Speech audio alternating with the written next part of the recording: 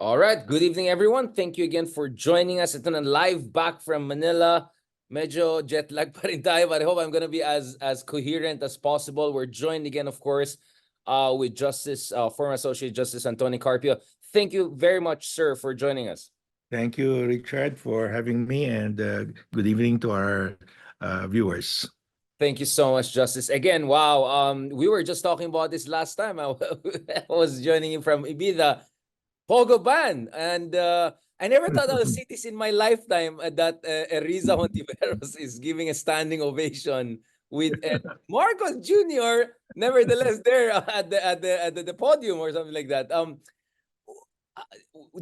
Obviously we talked about this. So Justice, did you also give a standing ovation wherever you were to President Marcos Jr.? Well, I think it was really a no-brainer.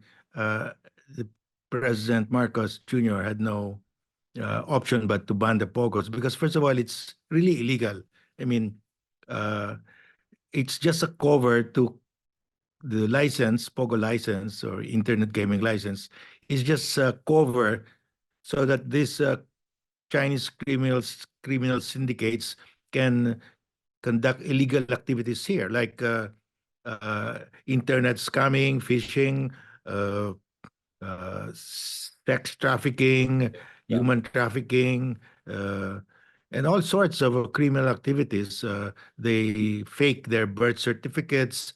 I mean, uh, they made the Philippines the playground of all their illegal activities, using the POGO license as a cover because they can legally set up a business with that POGO license.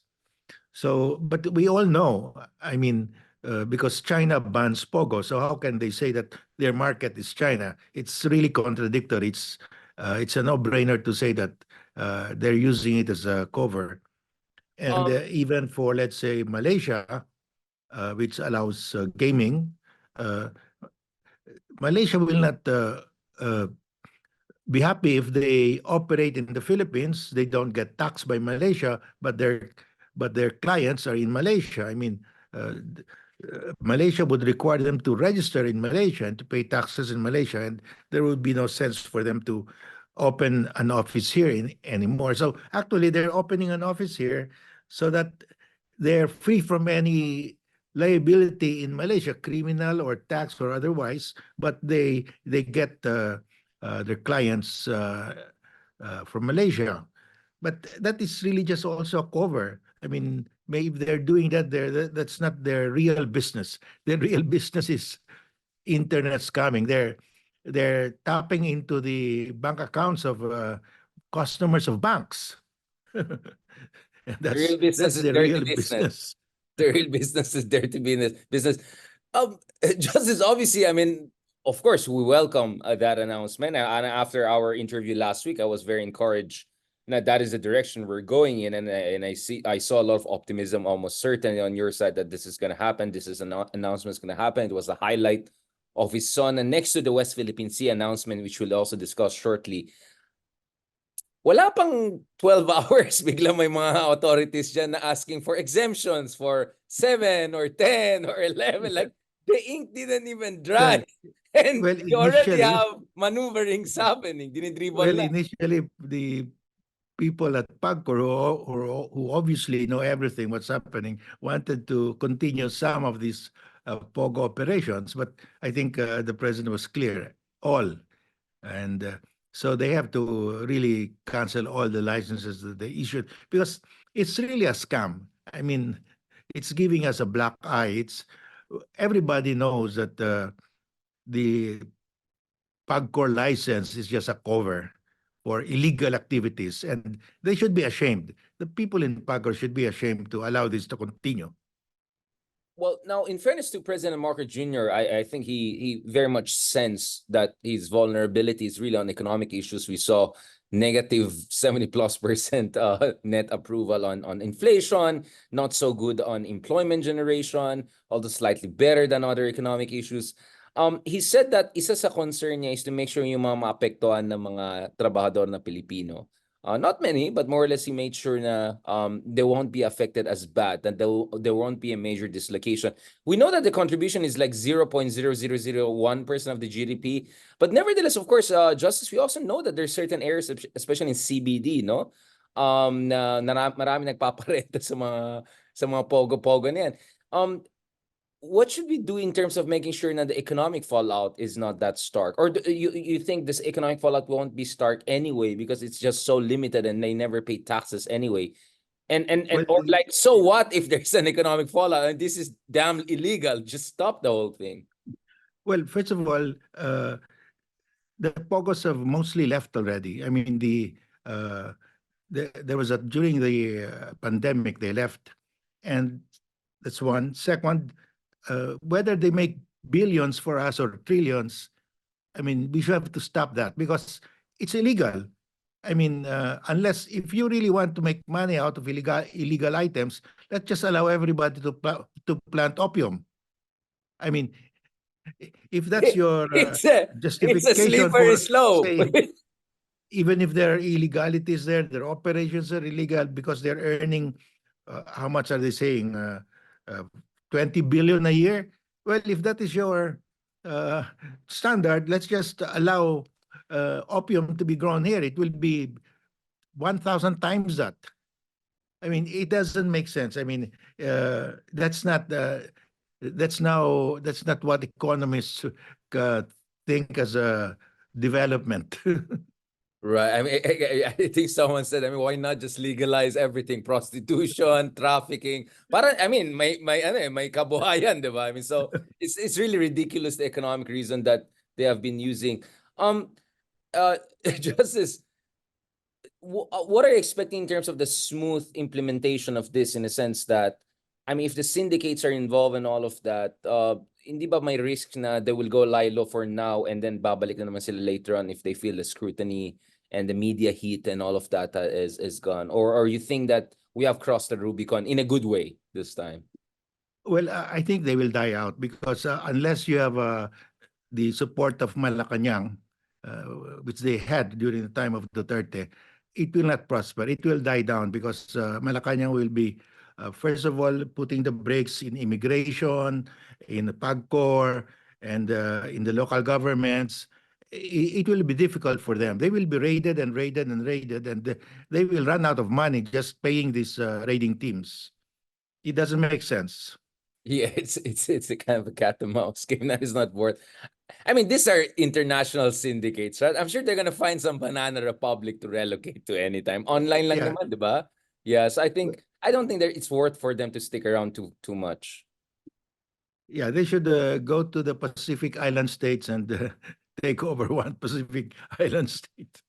I'm sure mataas din ang standards ng Pacific Islands unless they have a digong-like dictator down there with those beautiful paradise islands they got. Now, just as obviously the other highlight of the and I think everyone expected this, was the very strong and uncompromising stance that President Marcos Jr. took on the West Philippine Sea issue. And I'm sure isa sa paboritong columnist ni Ronald Llamas na taga Manila Times ay nagsasabi na figment of imagination lang yung sinasabi natin ng mga karapatan natin sa West Philippine Sea. I mean, not worth, to quote you, not worth mentioning ang pangalan ng taong to. But I think everyone knows who I'm referring to. Justice, what did you think about the West Philippine Sea side of the discussion? Do you think this is really the shining moment for Marcos Jr. so far? Yes, I think he's going to leave a legacy, and his legacy will be the West Philippine Sea. The father, we have to thank Marcos Sr. for claiming the Spratlys and putting troops there and occupying 9 high tide islands. And so I think he sees that as the legacy of his father. So he wants to continue that, and he wants to assert the arbitral award, and he's getting the support of the U.S. and all like-minded states, and that's a lot. Those are very strong states, not supporting the Philippines. So that, I think, will be his legacy if he continues this way. We had a hard time negotiating with China how to resupply Sierra Madre. but the negotiations bore fruit because uh, from my sources, we were able to resupply Sierra Madre without giving prior notice to China, without being inspected on site, the boats, and without getting their consent. So we did it our way, and China had to give in to us. Although, of course, for propaganda's sake, they're saying that we asked for their permission. But I would tend to believe our own people because I check and recheck, no. And they did not really ask for permission, and they will not ask permission. So I think Mm. that's our patience, our persistence in following the rule of law has paid off. That we have established a new equilibrium essentially. Yes, Our red lines are now clear to China. yeah. So this will continue, and I think the Chinese agreed to that because they were losing face before the world. I mean, the publicity against them was terrible. I mean, and that will only galvanize the rest of ASEAN against them if they continue that way. um So the basic, the fundamentals here is this: China is asking ASEAN to throw out the U.S. and the allies of the U.S. in the South China Sea, out of the South China Sea. But no country will do that because what will happen is China will take over and encroach on their maritime zone. So China will never be a true friend of Vietnam, the Philippines, Malaysia, Brunei, and Indonesia as long as China does not give up on its 10-line claim. I mean, that's the bottom line.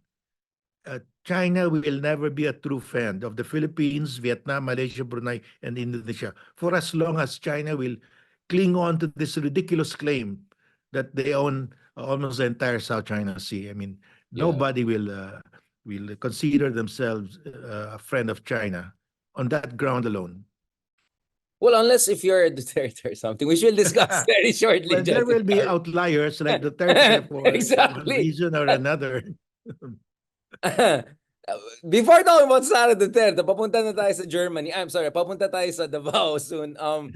Let's talk about this, Justice. For me, ang laki ng potential to make the upcoming elections really West Philippine Sea focus. Of course, not number one issue, maybe not number two issue, but maybe number three issue, right? Kahit pa paano top three. My contention was, and interesting, I just made this intervention before flying out the other day in the Baha and all. There's a whole piece apparently made on South China Morning Post about this, where I said, to make West Philippine Sea issue an election issue, you have to nest it in a bigger set of package of issues. Meaning, idikit mo yan sa food security, idikit mo yan sa yung karapatan na ating mga ingista, idikit mo yan sa national dignity, crime, treason, yung mga ganito. Then make it look that this election, which I think it is you may have three oppositions, meaning Makabayan bloc, genuine opposition bloc, and then, well, the Makapili bloc. But I think fundamentally the upcoming elections will be about Team Philippines versus Team China, right? Because you know, there are going to be people running next year who clearly do not have the national interest in mind. They have their own personal or whatever interest in mind. How important it is, Justice, for Marcos Jr. to properly package this? Because, correct me if I'm wrong, my understanding, Justice Carpy, is, again, this is weird to say, no? Masyadong mabait si BBM in a sense that he's not juxtaposing himself against Duterte enough. So for instance, if you look at the earlier in the SONA, diba, he mentioned like, hindi na kasing marahas yung kanyang war on drugs, na walang namamatay. So, kulang na sabi niya, hindi katulad ni Digong na pumatay. Diba? Like parang, he's not making that little jump eh. I mean, again, you don't have to openly name Duterte, but I think, medyo nakakapos ako eh. Medyo kailangan niya i-shift gear ng konti. And I felt, especially in West Philippine Sea, where some would say almost treasonous, yung posture ng previous president, I just feel Marcos should be a little bit more, well, Marcos on this issue. What do you think about Justice? Well, it's logical to link the two because the West Philippine Sea means two things to the common Tao One, food, because that's the source of fish, especially for Metro Manila, source of livelihood for our fishermen. And second, because of electricity. Malampay supplies 40% of the energy requirement of Luzon, and it's running out of gas. And by next year, probably Malampay will supply only one gas-fired plant instead of supplying three gas-fired plants as before. So we have to import LNG, and the cost of energy will go up. So it's very easy to put this together. I mean, uh, West Philippine Sea is the source of food, the source of power, and it affects everybody. And uh, if electricity rates go up, everything goes up. There will be inflation will double or triple. So it's very easy to connect that, and I think it's starting to gain traction. We tried to connect it last elections. People start to understand now, but iba yung it's coming from the administration because last time it came from the opposition. But now the administration can say it also. So both the Marcos administration and the true opposition, although they've been decimated, would be saying the same thing, and that will hit Duterte's group. So I think that should be the track. It can be connected, and there's every justification to connect it. Yeah, I mean, again, Justice, I mean, ako, this would be like unsolicited advice, although I don't want to advise this administration per se, but parang, for heaven's sake, Marcos could say every problem we have right now, in one way or another, legacy ni Digong yon. One reason, for instance, we cannot provide massive subsidies to Filipinos is because sa daming utang natin nung panahon ni Digong, sa sobrang kapalpakan ni Digong. I mean, on the economic front, di ba? Ang laki nung utang natin from the Duterte era. He shrunk our fiscal space and therefore limited the ability of the government to help yung mga pinakamahirap na Pinoy. Of course, we can say na yung West Philippine Sea, the reason hindi natin na-develop yung Reed Bank is because pinipilit ni Digong na joint development, which essentially would be giving up our sovereign rights in the West Philippine Sea. And in the end, hindi rin masikmura ni Teddy Boy Locsin, di ba? He said, I'm not gonna sign a joint development. So, these are all Duterte's fault. And weirdly, Marcos is taking the punches when in fact he could, he could make sure that he's not the one taking punches and put the blame on Duterte. Like, what else is he waiting? Because he's taking the punches right now by not pointing out na he's paying the price for the failures and the legacy of his predecessor. Yes, well, that issue will come out if Duterte or one of the Duterte children will run for the Senate. But if none of the Dutertes will run for the Senate, then nobody is there as a target. That's the other thing. So it would be good if one of the Dutertes will run for the Senate, because there will be a target to bring up these issues. But I have to caution also the administration, because it could also be they could fall into a very serious situation that's very detrimental to their position. And I'm talking about the PhilHealth funds, because they're transferring from Oh yeah, let's talk about that. PhilHealth about Yep. 89.9 billion. And this is a trust fund. It belongs to the Filipino people to be used for their medicine. And they're transferring this to the unprogrammed funds to fund the pork barrel, the projects of the congressman. That will be terrible, because that's easy to explain to the people.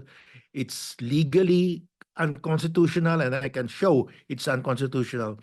And I hope they will stop it. I hope they will stop it, because that will be a terrible backlash. And whatever they throw at the opposition, this is 10 to 20 times more, because this is really health of the people.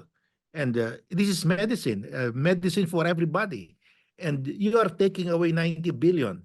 Where are you putting it? You're putting it for the projects of the congressman. And that means that's a pork barrel, of course. So uh, I hope they realize that this is a real problem for them. They have to stop this because Pag-usap, it's really unconstitutional. It's very clearly unconstitutional. It's illegal. It's malversation because they're using trust fund for a different purpose. That's malversation. It's criminal. I hope they will stop it. I don't want to because Duterte will use this against them, and this is a everyone will use very it against powerful. them. Yeah. Yeah. Yeah, this is a very powerful issue against the administration, and the money cannot be transferred without the approval of the president, and the president will have to bear responsibility. He This will is really, I have, hope they realize the consequences and stop this foolishness. thank you for raising that, Justice, because baka mamaya ma-accuse tayo na, ba't ang bait-bait nyo kay BBM? But like, yeah, this is a serious issue. And with the elections coming up very soon, I think people can do the 2+2, right? And figure out what's going on here. I mean, can we talk about the constitutionality part? We had the DAP, the DAP situation during Aquino, right? You were part of the Supreme Court back then, di ba, Justice? Yeah. And I remember very well how disappointed I was when, well, God bless his soul, but Pinoy came out and even criticized you guys in Supreme Court. And the justification back then of Butch Abad and all was they wanted to just make sure there's an acceleration of spending kasi marami daw underspending. But they circumvented the power of the purse of the Congress, right? So essentially they usurped constitutional powers there. And of course, you open a can of worms once you usurp such prerogatives and do, like reprogramming or rechanneling. So can we go back to that? Because you were part of the Supreme Court that ruled against Aquino administration. So I'm sorry, Well, for fools who want to say this is a partisan issue, it is not. It's a constitutional issue. Could you remind everyone, Justice, of that? yes, because under the Constitution, the president has the power to transfer savings from one department, from one executive office to another. So what they're doing now is they're saying that the PhilHealth funds are savings, but it cannot be savings because we have not enrolled the entire Filipino people, because the PhilHealth is a universal health fund. It's for 110 million people, but not maybe 20% are enrolled. So you have not fully used this amount. It cannot be savings. It can be savings if you have fully enrolled everybody and you can provide medicine for everybody and you still have excess funds. But that's not the case. So these are not savings, definitely not savings. So but they're still transferring it. So illegal na yon. The president cannot transfer from one item to another that which are not savings. So, and where does he transfer it? He transfers it to the DPWH because this is where they lodge the projects of the congressman. And it's only the president who has that power to transfer.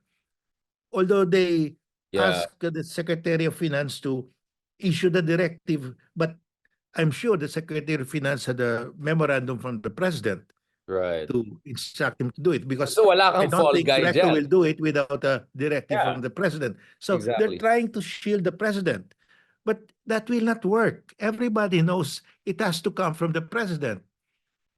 So you see that's a big problem, and you're talking here of the voters. Right. The voters who need medicine and they don't get medicine right now. And you are saying that you have 90 billion savings, but yet there are people who don't get medicine. You have probably enrolled not more than 25% of the population. It's So far there's a from long universal. way to go. Yeah, it's far from universal. And the DOH was a mess during pandemic. They're still in the situation of the Farmali.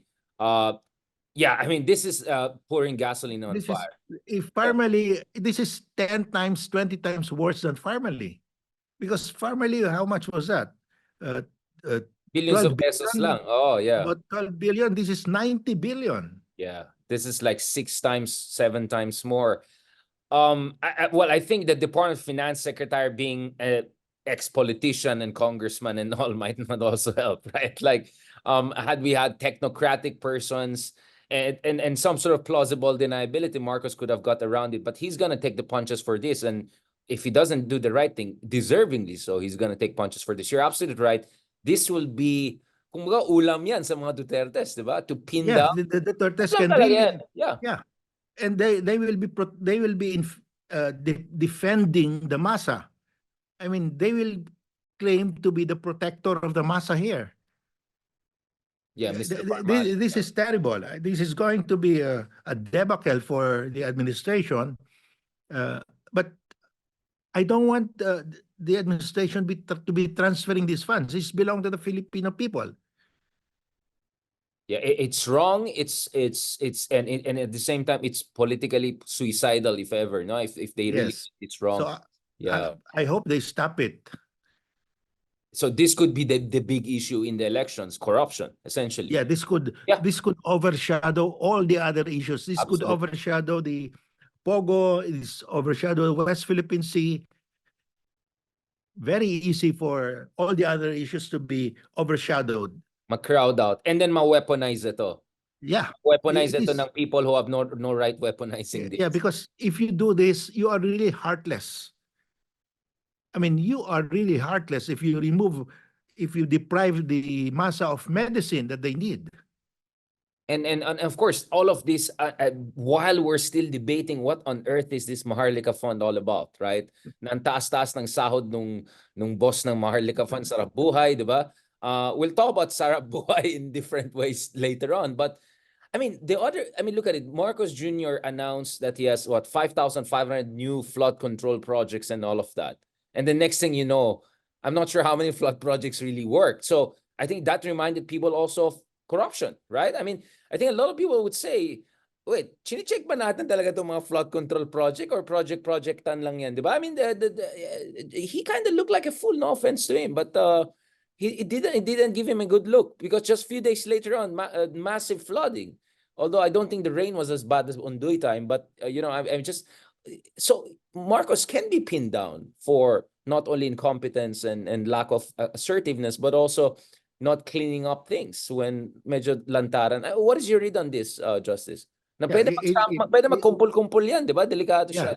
very unfortunate that he was so stressed that there were over 5,000 flood control projects, and a few days later, the country was flooded. Yeah, we were flooded, and it's worse than Ondoy now. So, I mean, that means that all these 5,000 projects are all fake. I mean, you can say that because how could we have this kind of flooding now? Not in BGC, which has a very good modern system, right? I mean, you saw these videos from BGC. But BGC is private. Yeah, exactly. That's my point. Nakita mo dun sa maayos na area, walang flooding. So that means if you have a nice urban planning and all, walang flooding na mangyayari, di ba? I mean, you're right, Justice. I mean, this could snowball into something very dangerous in next year's elections and really energize the other side. Now, speaking of the other side, I don't know if BBM still wants to insist there's a unity team, but it's quite interesting that Sara Duterte, on the very day na may bagyo, and all of that, she decides to just go abroad. And some people are saying, oh, why Munich? And then some, oh, my concerts is Swifty or whatever. They're connecting the dots. And for all the criticism you can make of BBM, rightly or wrongly, it's not like yung kabila also is being led in the most optimal way. I mean, ganun ba si Sara talaga? I mean, some would call her bratty, some would call her insensitive, but at the same time, Sara Duterte is still the most popular Filipino politician based on the Pulse Asia survey. She has more than 70% approval rating against BBM, who's just over 50%. What is your read of this whole situation? Well, the survey was before the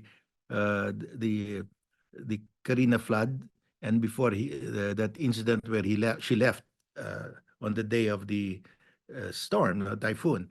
But I think it was, well, we have to accept that she planned it, and nobody knew that the Karina would strike us. No, so it was just a coincidence. I don't think that she intended to run away during the flood. The storm happened, but those are the unfortunate events that happen to you in politics. I mean, those are unforeseen circumstances that just strike you. And some people would say, I know that several presidents traveled abroad when there was a crisis at home, and they came back immediately. They were attending a meeting, a conference And this abroad, is and not they even an took back. essential visit. Last time I checked, and well, I don't know, Justice, because I had arrived just the night before from Europe, and the rain was already bad, and there were already some forecasting about how things could go crazy. Kaya actually, maaga ako pumunta sa airport the next day ng 4 a.m. Even though I could have gone, but I still missed my flight obviously because the crazy rain. So I don't know. Some people would question yung excuse. They could say you could have rebooked. I mean, you know that things could go crazy, especially if this is a non-essential visit. I don't know what on earth she was doing in Munich. Obviously not the Munich Security Conference because that's around February, which I attended in the past.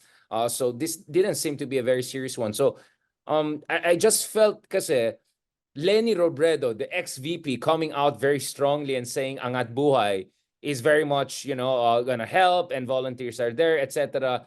That I think kind of may sting siya eh. Galit na galit yung mga pro-SARA people na they were attacking Lenny na back in the day daw nasa New York nang may ganyan-ganyan bagyo sa... But that was a completely different situation because she was already in New York few days into that crisis. But this is different. So essentially you had this whole Angat Buhay versus Sarap Buhay attacks, di ba? Yeah.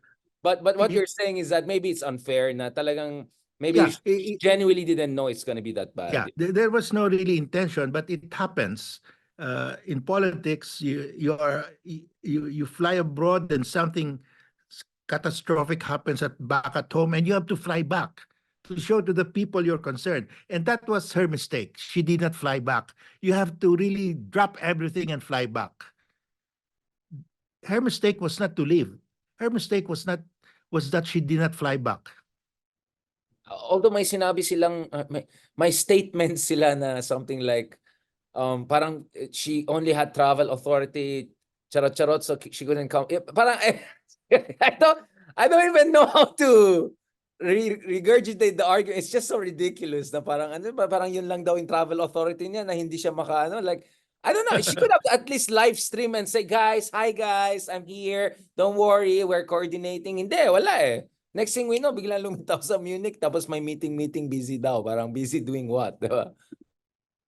Well, those are the events that happen in your political career, and sometimes you just make a mistake. I mean, you make the wrong call, and you will lose voters, you will lose votes. You try to recover, but it's also the timing. It can happen near the election, and there's no time to recover. So I think she made a bad call in not coming back immediately.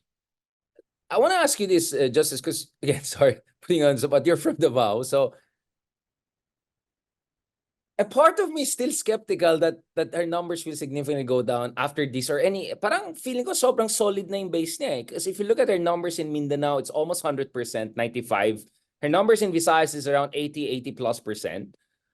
It looks like the Vismin vote is just so crystallized that almost regardless of what SARA does, the Dutertes will have a national say. They will be a force to reckon with, right? I mean, or am I overestimating them? I just always, like many people were saying, ito na, pababa na yung numbers niya. And then umakyat siya ulit. And then I just think we have to accept the Dutertes really have a solid base na halos hindi mawawala yan. Yung solid South na yan, mahirap mawawalan yan. Kaya nga walang room for mistake masyado si BBM or yung mga kalaban nila eh. And hindi ka pwede umasa sa mga mistakes nila to bring them. I mean, you tell me, Justice, because for me, the biggest question is actually, how come the Dutertes became the dominant force in Davao? Of all people from Davao, including great guys like you and many people I know from Davao, na extremely different. I mean, Nograles, for all their imperfections, it's night and day. You look at the credentials, walang brat sa kanila. They're all best educated schools, matinong kausap. How come Duterte came to dominate Davao? And now, how come they're so solid in terms of their base of support? What's the explanation to you? I wrote a whole book. There is only one reason for their strong base: confidential funds. Because the President Duterte invented that. When SARA left office as mayor, her confidential fund was about 450 billion Sarap, pesos sarap a buhay year. talaga, sarap buhay. Yeah. Confidential funds means that she can do what she wants in 11 days. She can spend everything just saying, I hereby certify. But So, Justice, she cannot rebook. She can rebook her flight, but she can spend in 11 days. Like, yun lang, hindi so, ko, ang galing gumastos, pero hindi makarebook, di ba? so with that, you can employ all the barangay chairs, the children of barangay chair, the spouses of the barangay chair will all be in, you can employ them as your casual. So you will never lose in a barangay. Very All the liquid. kagawads are in the payroll, their wives, their children, and that's the secret. That's why when she became vice president, she wanted her own confidential fund. Lenny did not have a confidential fund. So they see the confidential fund as the strength, The lifeblood their of pillar. Dutertismo. So Yes. if you remove that, they will run amok. And when the Congress remove it, that's exactly what she did. So it's because of the confidential fund. And unfortunately, the other cities are trying to emulate Davao. Makati, the mayor has about 60 to 80 million already, and Quezon City, they have also Sarap confidential buhay. funds of 60 to 80 million. And and can you just imagine if all the mayors will have a confidential fund? They can never be defeated. That is worse than political dynasties. I mean, Mhm. that is why my group filed that case in the Supreme Court, because A confidential fund ni unless, Sarah. yeah, unless this is stopped, we're in deep shit here. It's really, It's the first time I hear you using it. But you're right, Justice. I mean, this is the lifeblood of Trapoismo, di ba? yeah. So if this happens, if because how will how is the budget of the city approved? The budget of the municipality approved? It's the council, city council, that will approve it. So if the city council will give you 500 million pesos in confidential fund, you'll be happy to give each of the councilor who voted for it 25 million. So it's really the biggest scam now. This is worse than the, Mhm. Enough? well, if Congress has its pork barrel, the mayors have their confidential funds. So where will the citizens go? What will happen to this country? It's interesting, Justice, na medyo matagal na tong issue ng confidential fund if you look at the history of it, pero parang last year lang siya sumikat. Because you Yun know nga eh. Yeah, kasi because lantaran na. before Duterte, no mayor dared to have a confidential fund. It was started in Davao. Davao talagang innovation hub ng ganito mga fiscal. And the the fatal defect of this confidential fund is, uh, of course, they will say that I hereby certify that this was spent for this purpose. Period. That's how you liquidate it. Pero ekbang mo yan, ekbangan mo lang. Oh. Yeah. So, uh, but that is against the Constitution. The Constitution says the people have a right to know, right to information on matters of public concern, especially the disbursement of public funds, unless there is a law providing for reasonable limitations on the right of the people to information. There is no such law. And that's why we are saying all of these confidential funds are unconstitutional, because you must fully disclose how you spent the money. You cannot say, I hereby certify that I spent this for a confidential purpose. That cannot be, because there is no law. The Constitution says the rule is full disclosure of disbursement of public funds, exception when Congress provides for a reasonable limitation. There is Intelligence. no law providing for reasonable limitation. And that's why we are in the Supreme Court. We're saying to the court, you have to declare all of these confidential funds unconstitutional. There is no law. And So our yeah. problem is other cities are copying this. Makati, Quezon City, and I think some other cities. So it has to be stopped. In the same way that the Supreme Court stopped the pork barrel. Of course, they develop a, a, how to circumvent it. So Mm. I mean, the people will have to will have to be vigilant on this because what will happen to the country?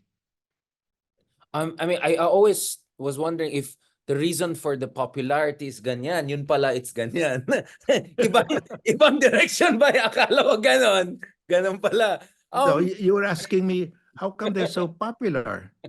They can never lose an election because they have the Yeah. confidential funds. Sarap That's buhay. the source of their Yeah. political power. So that's not in the political books, Richard. What is the source of the political power? It's the confidential fund. So it's fiscal impunity. In a way, you could call it fiscal impunity, right? Because you Yeah. have all of these resources, but there's an impunity around how much accountable and transparent you're going to be around it, diba? So it's a form of impunity. It's a financial fiscal impunity, the way I see it. And I'm shocked yung nga, like I think we discussed a lot about pork barrel and PDAF and development fund, whatever. But you're absolutely right. The confidential fund is quite an interesting innovation that went on steroids during Digong administration. Uh, but Pinoy had also confidential fund, diba, when he was the president. But this is intelligence fund, right? Intelligence fund. It's Yeah, okay. If intelligence. it's intelligence fund, that's Kasi really kailangan mo military. talaga, papatayin ka Yeah. eh. Exactly. Military, yeah. That's for military purpose. But confidential fund is not for military purpose. Well, unless you're... Well, speaking of military purpose, eto na, si SARA, I don't know from live ba to from Munich or whatever, may letter siya bigla kagabi na parang first name basis pa yata, inaaway itong PNP chief dun sa disarming ng kanyang battalion. Ay, sorry, disarming ng kanyang ng guards and all of that. Wait, The recall. The at recall. yeah, recall, it's like disarm, sorry, nasa Rore pa rin na yung utak ko eh, parang Team China talaga.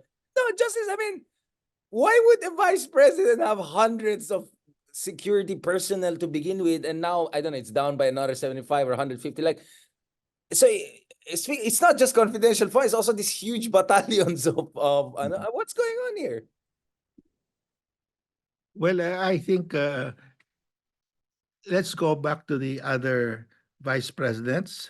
How many security personnel they had, and that should be the benchmark. I think Lenny, wala pang 100 yung kay Lenny, di ba? Parang, yeah, and that's only the PNP side. There's still the AFP. That's composite. so but the tone of the vice president, the way she's talking to the PNP chief is like parang utusan lang niya yan, di ba? I mean, like, is it a Duterte thing talaga na taklesa, to put it nicely? I mean, I heard other terms I rather not use on the record. I mean, ganun ba talaga sila, Justice? Like, they just ganyan lang nila yung mga opisyales and all? Well, because that's what happens when you are in power for over 30 years. It's that kind of... Become entitled. Yeah, bratty. I mean, some would say bratty, really, to be honest about this. The last point, Justice.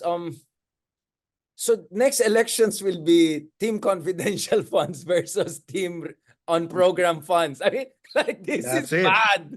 This Yes, is really because bad. that is the retort of the administration, confidential fund. This is team confidential fund versus Exactly. team Pag-ibig fund. I mean, pag-ibig fund. team PhilHealth fund. PhilHealth fund, sorry.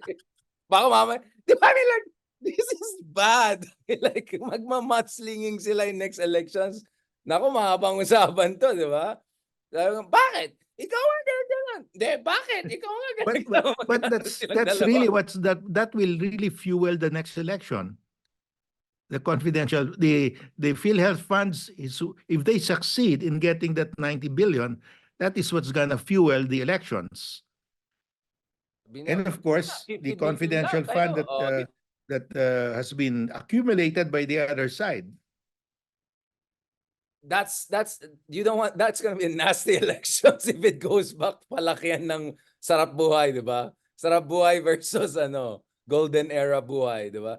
Wow, this is yun nga, actually, di ba ang concern natin, Justice, aside from, obviously, we don't want corruption and bad governance, our worry is that talagang, malasanya yung mga ibang importanteng issue, di ba? The West Philippine Sea, Pogo, mga ganun. Kasi, very visceral ito, di ba? Sa taong bayan. Corruption is something that resonates with Filipino people easier than any other political issue because it's just so morally straightforwardly wrong, di ba? Unlike yung other issues na medyo technical, you can debate about tactics and foreign policy or economic issues for that matter.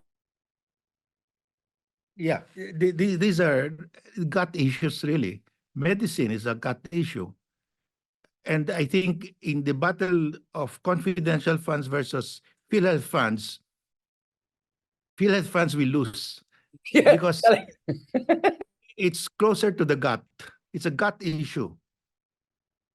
I mean, health, the gut is part of your body and Yeah. cover, yeah. We just invented a new framing for the elections, diba? It went from Team Philippines versus Team China ngayon, Team Fund 1 versus Fund 2, diba? This is crazy. I mean, kawawa talaga ang Pilipinas kung hindi natin ayusin yan. So, on a more cautiously optimistic note, you think BBM is in a position to correct this mistake? Let's be honest. Kasi nabuking na eh. I mean, the buck passes from him. Wala siyang plausible deniability. Wala siyang sacrificial lamb. Yeah. Dito.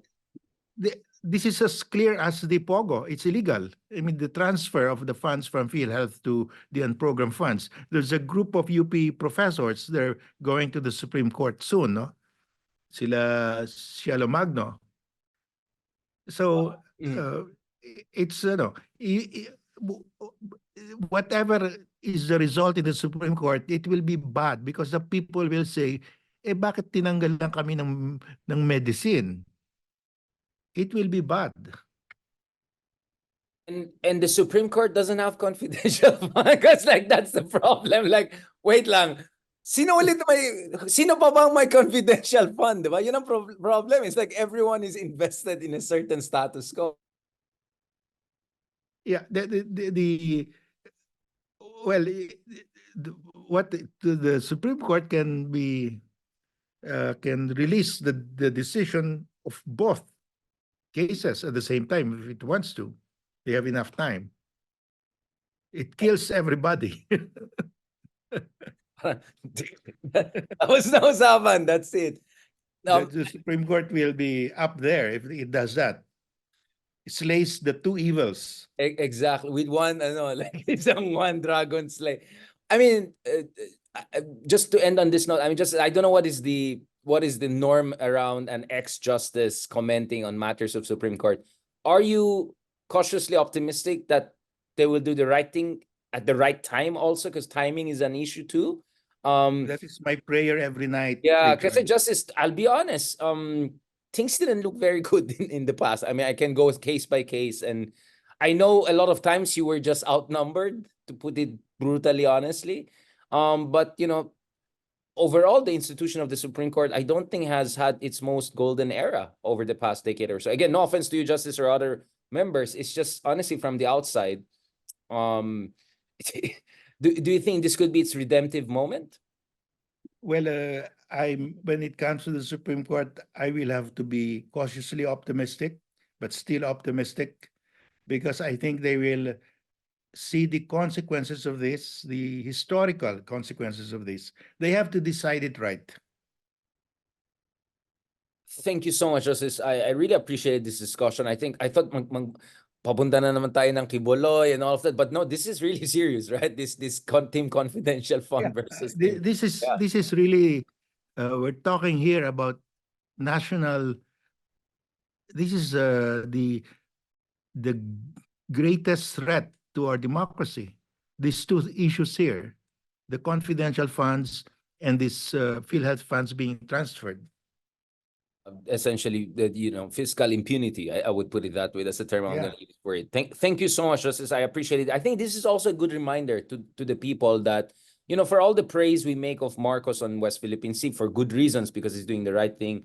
for all of the entertainment we're having at the expense of Duterte's, at the end of the day, our convictions are very clear. We want good governance. We want modern 21st century governance. We want rule of law. And I think this conversation was a stark reminder, especially to some fools out there who have been saying, oh, Richard, bakit ang bait nyo ngayon kay BBM? And, only on West Philippine Sea issue. We're still holding the line on all other important issues, especially in domestic affairs. So thank you so much, Justice, for also reminding everyone that, we are watching very carefully. It's eyes wide open. We're looking at everything here, including fiscal issues. We have our direction still following a straight line. Thank you, Richard. Thank you to our viewers. Thank you. Mabuhay po kayo, Justice, and hope we can get back to you in a week or so. Hopefully, my good news by that time. You're absolutely. I was actually a bit worried about it because everyone is tagging me on this issue, and I sabi ko, wait lang, pag-aralan ko pa to. Ayaw ko magmaganda dito. But after this conversation, I think I'm much more confident about where I stand on this. I was worried about this, but I think after this conversation, it affirmed na this could get very ugly. Kaya nga sabi ko, this could be labanan ito ng kung sino mas malaki ng fund na questionable. And that will be an ugly elections. It will reflect very badly on the country, honestly. And the one reason we don't have all of these investors is because they look at us as a banana republic. So for all of the good things Marcos has been doing, ang laki din pa rin itong issue ng accountability and corruption. That I hope the president will do right. There's still time, di ba, Justice? Yes, Realistically, until when dapat niya ayusin na to? And should some heads roll na to begin with this mumbo jumbo business has been happening? Should someone? Well, if he stops it, I think good enough. Because this will not happen without his clearance. Signature will be there. So talagang wala. Buck will pass. Will stop with him. Thank you very much and God bless and mabuhay po kayo. Hopefully, good news next time. Sige, Justice, magsulat ka rin ng open letter. Meron ba kayong open letter on this issue to Marcos? Wala pa, but maybe we will do an open letter again. Yeah. Mukhang gumagana kasi gumana sa POGO. Malay na. Every time, wala kaming tubig dito, i-open letter natin si BBM. Wala kaming traffic dito, maki-open letter, baka maging Karen na tayo. No, on that note, thank you so much, Justice. Mabuhay po kayo and have a good night. Salamat.